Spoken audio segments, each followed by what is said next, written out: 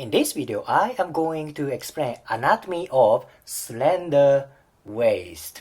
This video is good for both male and female. Many people want good, slender, curvy waist, right? Are there any good landmarks you should know? Yes, there are. I want to focus on two structures today. First part is pelvis, particularly this part. This is iliac crest. Iliac crest is kind of a ridge of pelvis. Particularly, I want you to focus on the top part of iliac crest. Okay, this is iliac crest.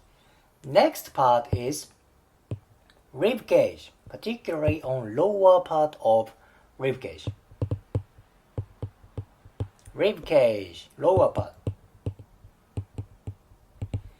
Then between iliac crest and rib cage, there are no bones, correct? Except lumbar spines. There are no bones about here, correct? This pink area is where waist happens, where waist shows up. So no matter how hard you train, no matter how hard you do for diet, you cannot change bony structure, right? No matter how hard you do squat, you cannot change pelvic structure. No matter how hard you do a core training, you can't change bony structure of rib cage, right? You should focus on this area. But what are there? What are there inside of abdomen, inside of waist? There are internal organs. So it's like bony structure. You cannot change volume of internal organs. You can't change size of small intestine. You cannot change size of large intestine. They are there. Okay, you cannot change size of organ. So how can you improve good waist? How can you improve slender waist?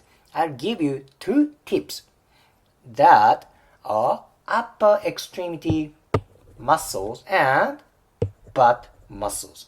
Let's go to muscles. Okay, this is model with muscle.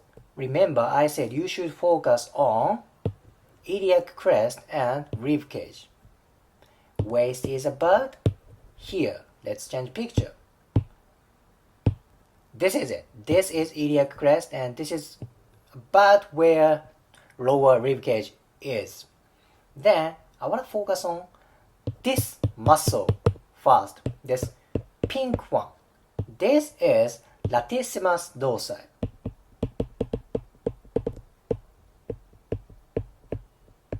Latissimus dorsi. It looks like this muscle is back muscle. Yeah, it's kind of correct, but it's kind of incorrect. Latissimus dorsi is actually shoulder muscle. This muscle, yes, attaches to pelvis and back, but this muscle moves shoulder. Anyway, what is good thing to train latissimus dorsi? Look at that. Size of latissimus dorsi is humongous and it goes like this way. It spreads like superior way, lateral way. I want you to focus on the contour of latissimus dorsi. Upper part of latissimus dorsi is wider and lower part of latissimus dorsi is kind of narrower, right? It's like a hourglass, like this. So what happens if you train latissimus dorsi? Upper part of latissimus dorsi gets bigger, like that. Then what happens to lower part? It stays on same place, right? Then relatively, what happens to size of waist? I'm not talking about absolute size of waist. Absolute size of waist doesn't change. it stays same number. But what if latissimus dorsi gets bigger? Okay, this part is bigger, then it looks like your waist is slender because relatively upper part is bigger, lower part is thinner. That is why it's good to train latissimus dorsi to look your waist slim. Again, your size of waist doesn't change, but as you train latissimus dorsi, it looks slender in relative to size of latissimus dorsi. Okay, good thing. It's good to know. How do you train latissimus dorsi? There are various ways. The most famous way is chin-up. Chin-up or pull-ups, however you do kind of a pulling movement to pull shoulder this way.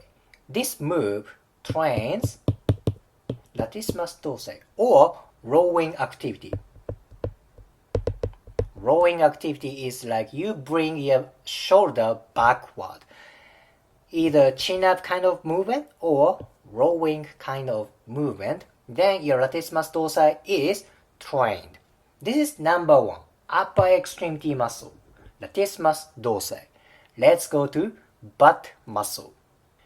Okay, when you train butt muscles, what is good for slender waist? Logic is same as latissimus dorsi. I said when you train latissimus dorsi, this back muscle gets bigger, then relatively your waist looks slender. It's same thing.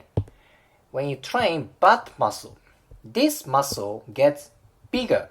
It gets wider. Then what happens to waist?